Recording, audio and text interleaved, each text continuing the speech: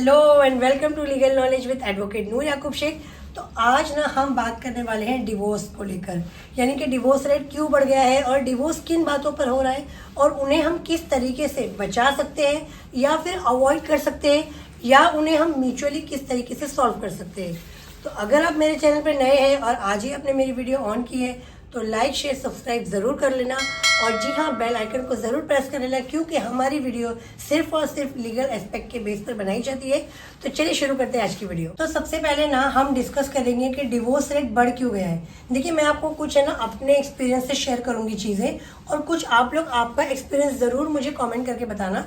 Start कर देखिए, मैं बताती हूँ आपको कि मैंने ना 4 कैटेगरी के लोगों को डिवोर्स लेते हुए देखा है। एक कैटेगरी देखा है कि जो लोग अपनी एज के 20-22 साल की शादी के बाद डिवोर्स लेते हैं। फिर कुछ लोग हैं जो शादी के 20-22 दिन बाद ही डिवोर्स के लिए चले जाते हैं। कुछ लोग हैं जो शादी अरेंज हो गई है लेकिन लव मैरिज करना चाहते थे, इसलिए सिचुएशन क्रिएट करके डिवोर्स लेते हैं। और कुछ लोग हैं, मतलब जो चौथी कैटेगरी है, कि जिन्होंने लव मैरिज की है, एक्सपेक्टेशन कुछ और थी, सोचा कुछ और था, बट अब वैसा हुआ नहीं।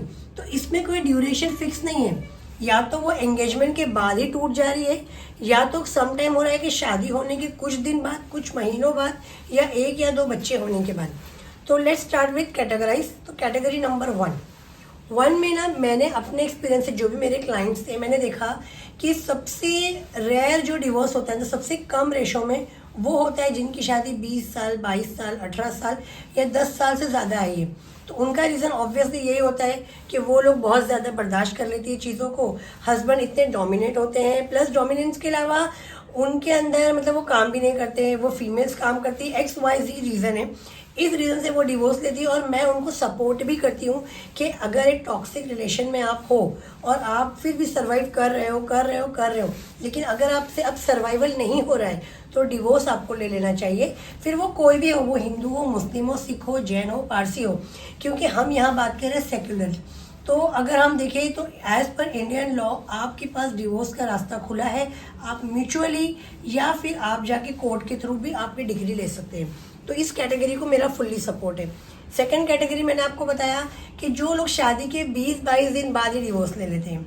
ये वो लोग होते हैं ना, जो लोग या तो लड़का देख के शादी करते हैं कि बहुत पैसे वाला है, एक लौता है। इनमें 3 ही रीज़न मैंने अब तक देखे पिछले 5-6 सालों में।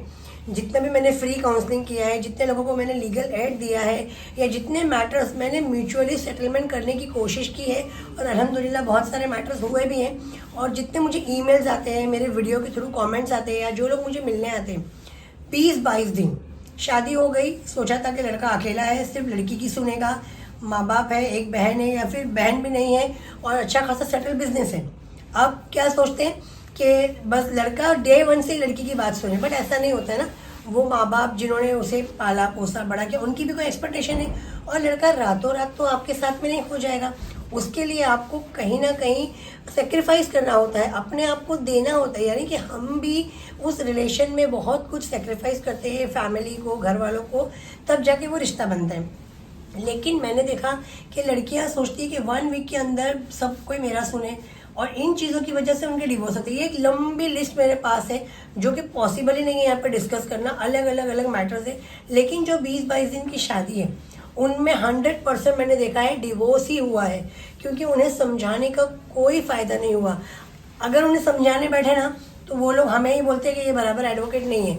फिर वो उन एडवोकेट के पास जाते हैं जो एडवोकेट उनसे 50,000 1 लाख रुपए लेते हैं, फिर उनका केस डालते हैं कोर्ट में, और कोर्ट से भी उसी तरीके से सेटलमेंट होने के बाद, वही अमाउंट मिलने के बाद और वही धक्के खाने के बाद और अपनी शादी को 2-3 साल का नाम का थप्पा लगाने के बाद वो डिवोर्स लेते हैं। इसमें क्या होता है कि दोनों की लाइफ स्पॉइल भी होती है और आपको जो मेंटल ट्रॉमा होता है और जो लीगल हैरेसमेंट है वो भी हो जाता है। तो ये कैटेगरी के लोग बहुत डेंजर है। तो अगर आप लड़की वाले सुन रहे हैं या लड़के वाले, तो शादी के पहले कुछ चीज़ों का ध्यान ज़रूर रखिए।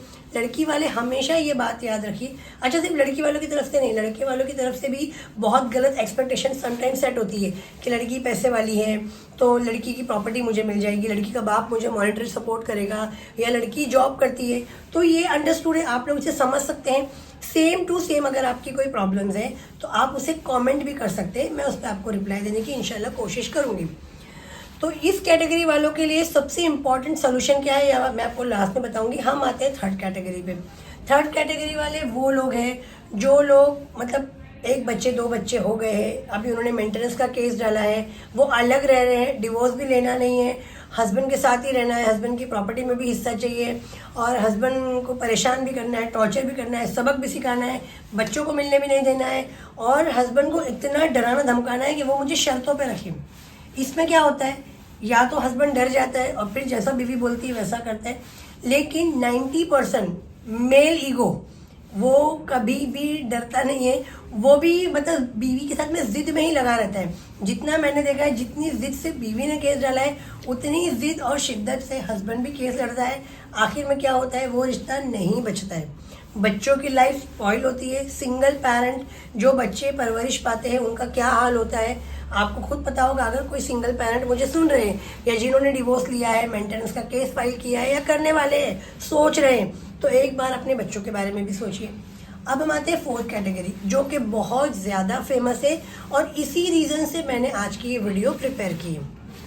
शादी.com, कोई भी मैरिज.com, निकाह फॉरएवर, व्हाटएवर, मैं किसी वेबसाइट को यहाँ प्रमोट नहीं कर रही हूँ, बट मैं बता रही हूँ कि जो भी हम शादी के लिए वेबसाइट पे जाते हैं उन वेबसाइट के थ्रू जितनी भी शादी हुई है 99.9% वो शादियाँ फेल हुई है। 6 महीने बाद, 1 साल बाद, 2 साल बाद, इससे ज़्यादा वो शादियाँ चली ही नहीं हैं। बहुत सारे एग्जाम्पल है, बहुत सारे मुझे कॉल आते हैं, मेरे व्यूवर्स सब्सक्राइबर्स भी है, वो भी सुन रहे होंगे क्यों ये रीज़न हुआ। अब हम इससे बात करेंगे सॉल्यूशन पे, तो ध्यान से सुनिए। सॉल्यूशन इसका ये है ना, जब भी आप इस तरीके की मैरिज करते हैं मैरिज.com के थ्रू या किसी के थ्रू, देखिए वहाँ कोई है नहीं मीडिएटर के आपको उसकी सच्चाई बताए। हो सकता है वो बंदा ऑलरेडी मैरिड है, कुछ और इश्यूज़ है, साइकोलॉजिकल बीमार है, जॉब नहीं है, तो आपको क्या करना है, आपको उससे मिलना है, उसका एड्रेस लेना है, उसकी इन्फॉर्मेशन लेना है। एटलीस्ट पर्सनली आप खुद, लड़की जिसे उस लड़के के साथ रहना है वो खुद अपने बाप भाई या रिलेटिव को लेकर उस जगह पे ज़रूर विजिट करे कि वो घर कैसा है, घर वाले कैसे हैं। इस बंदे ने शादी.com पे ही क्यों अपने आप को रजिस्टर किया, क्यों इसने किसी मीडिएटर के थ्रू या रिलेटिव्स के थ्रू शादी नहीं की। और यही चीज़ लड़के वाले भी ज़रूर करें। अगर लड़की आपको इस थ्रू मिल रही है तो ज़रूर पहले उनकी छानबीन करें, मालूम करें, उसके बाद आप एटलीस्ट देखिए। एंगेजमेंट का कोई ऐसा रीति रिवाज नहीं होता है, बट एंगेजमेंट क्या होता है कि शादी के पहले एक बाउंडेशन के लिए होता है कि आप एक दूसरे को समझ जाए। तो ज़रूर पहले एंगेजमेंट कीजिए। क्या होगा, एंगेजमेंट करने से आप उनके ख़ानदान से मिल लेंगे, रिलेटिव से मिल लेंगे, आपको थोड़ा बहुत उसकी फैमिली के बारे में, उनके स्टेटस के बारे में, उनके नेचर के बारे में पता चल जाएगा। फिर आप एक 1 मंथ 2 मंथ का टाइम लीजिए, दोनों पार्टी अच्छे से देखने के बाद आपकी जो भी टर्म्स एंड कंडीशन है।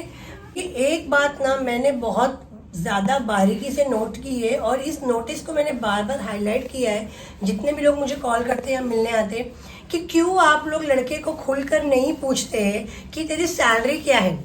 आपको किस बात का डर है, बाद में लड़ने झगड़ने से बेटर है कि आप पहले ही उस लड़के को पूछ लीजिए तू कहाँ जॉब करता है, हमें पे स्लिप दिखा दे, तेरा ऑफर लेटर, अपॉइंटमेंट लेटर दिखा दे। क्यों, क्योंकि फ्रॉड बहुत बढ़ गए। देखिए अगर लड़का फ्रॉड नहीं है, लड़के के दिल में चोर नहीं है, तो वो ज़रूर आपको अपनी सैलरी स्लिप, आपको अपना ITR हो, बिजनेस हो, जो भी वो ज़रूर दिखाएगा, क्योंकि आप आपकी बेटी उस लड़के के भरोसे दे रहे, फैमिली ख़ानदान को देखकर नहीं दे रहे। वो तो एक दिखने का पार्ट है, लेकिन लड़की को लाइफ बितानी है लड़के के साथ। तो इन चीज़ों का ध्यान ज़रूर रखिए। अच्छे से छानबीन करने के बाद ही अपनी बेटी या अपने बेटे की शादी कीजिए। शादी हो जाने के बाद में अगर कोई इश्यूज आते हैं तो इमीडिएटली उन्हें डिवोर्स के लिए, मेंटेनेंस के लिए या सबक सिखाने के लिए पीछे मत पड़िए, टाइम दीजिए। देखिए पहले ज़माने में कैसे होता था, हमने भी हमारे बचपन में देखा है, क्या होता था कि फैमिलीज बैठ के, जिन लोगों ने शादी करवाई है या फिर आस पड़ोस वाले या ख़ानदान के बड़े, वो लोग बैठ के मैटर को सॉल्व करते थे। तो उस तरीके से ना मैटर्स को सॉर्ट आउट करने के लिए ट्राई कीजिए। कोर्ट कचहरी जाने के बाद में भी यही होता है। आप सोचते हैं कि आप सबक सिखा रहे हैं, लेकिन आप सबक नहीं सिखा पाते, आप सबक सीख कर आ जाते हैं। आपको 1 साल 2 साल का हैरेसमेंट होता है, एडवोकेट की फीस जाती है, कोर्ट जाओ, एक मैटर के लिए आप 11 बजे कोर्ट पहुंच जाओ, 5 बजे आप फ्री होते हैं। कई बार आपको एडवोकेट भी गुमराह कर देते हैं, कई बार एडवोकेट काम करते हैं लेकिन आप मिसअंडरस्टूड हो जाते हैं। तो ये सारे सिचुएशन रहती है, आपको मेंटेनेंस नहीं मिलता है, हैरेसमेंट रहता है, जजेस अवेलेबल नहीं, जजेस का ट्रांसफ़र हो गया है, आज डेट नहीं है, आज PO लीव पे, आज एडवोकेट नहीं है, ब्ला ब्ला ब्ला। 2-3 साल के बाद में आपका मेंटेनेंस पास होता है, वो भी हस्बैंड देगा नहीं देगा, फिर उसने किस तरीके का एडवोकेट किया है। तो ये कानूनी दांवपेच में लास्ट में क्या होता है, 6 साल 7 साल के बाद सेटलमेंट होने के बाद में सेटलमेंट डेट सबमिट हो जाती है। फिर आप आपके घर, वो अपने घर। कौन सबक किसको सिखा रहा है, लोग अपना अपना खुद सबक सीख गए। तो ये वीडियो बनाने का पर्पज़ यही था कि आप आपकी शादी को बचा सकते हैं। डिवोर्स रेट का रीज़न सिर्फ और सिर्फ ये है कि आप जब किसी को अपनी प्रॉब्लम बताते हैं ना, तो उस प्रॉब्लम को आप किस तरीके से बता रहे हैं, सामने वाला किस वे में सुन रहा है और आपको क्या एडवाइस कर रहा है। कभी भी आप एडवाइस उन लोगों से मत लेना जिन लोगों ने ऑलरेडी डिवोर्स लिया है, या जो वाइफ अपने हस्बैंड से नहीं डरती है, या जो हस्बैंड वाइफ का खुद में क्लैशेस है। उन लोगों से कभी एडवाइस मत लेना। एडवाइस हमेशा आप लीगल कंसल्टेंट कीजिए, लीगल एडवाइज़र से एडवाइस लीजिए, या तो ऐसे लोगों से एडवाइस लीजिए जिनकी शादी बहुत अच्छी तरीके से चल रही है। आपको लगता है कि ये आइडल कपल है, उनके पास जाकर अपनी प्रॉब्लम रखिए, वो ज़रूर आपको अच्छी सॉल्यूशन देंगे। अब हम आते हैं सबसे पहले वाली कैटेगरी जो मैंने आपको बताई थी कि डिवोर्स से बचने का रीज़न क्या है। तो सबसे पहले डिवोर्स से बचने का रीज़न ये है कि लड़की जब भी शादी होकर अपने ससुराल जाती है तो मोबाइल अपने माँ बाप के यहाँ छोड़कर जाए, क्योंकि मोबाइल ही बहुत बड़ा फितना हो गया है। बस सुबह शाम माँ बाप को रिपोर्टिंग चलते रहती है, वहाँ से माँ बताते रहती है ऐसे करो वैसे करो ये करो। माँ को पता नहीं यहाँ क्या हो रहा है। बेटी जिस तरीके से रिपोर्टिंग पहुँचा रही है, माँ उस तरीके से उसे प्रोटेक्ट कर रही है। तो यहाँ माँ भी गलत नहीं है, लेकिन नज़रिया और सोच और डिफरेंस जो हो जाते हैं ना, वो रीज़न है डिवोर्स का। प्लस दूसरा, आप सोचते हैं कि आप सबक सिखाएंगे, तो ये मैंने आपको बता दिया, ऐसा कुछ नहीं होता है। तीसरा, डिवोर्स के बाद आपके पास सोल्यूशन क्या है, सेकेंड मैरिज में क्या चांसेस है कि आपकी शादी इससे बेटर होगी। 1% चांस होता है कि आपकी शादी इससे अच्छा लड़का या इससे अच्छी लड़की से हो जाएगी, बट 99.9% क्या चांसेस होते हैं ये आप सब जानते हैं। तो एक बार अपने आसपास, अपने पड़ोस, अपने इन्वायरमेंट में, सराउंडिंग में, अपने रिलेटिव्स में, ख़ानदान में, दोस्तों में ज़रूर जाके देखना कि जो लोग डिवोर्स ले रहे हैं या लेने वाले या ले चुके हैं, उनकी लाइफ कैसी है। उसी के बाद आप कोई भी डिसीज़न लेना।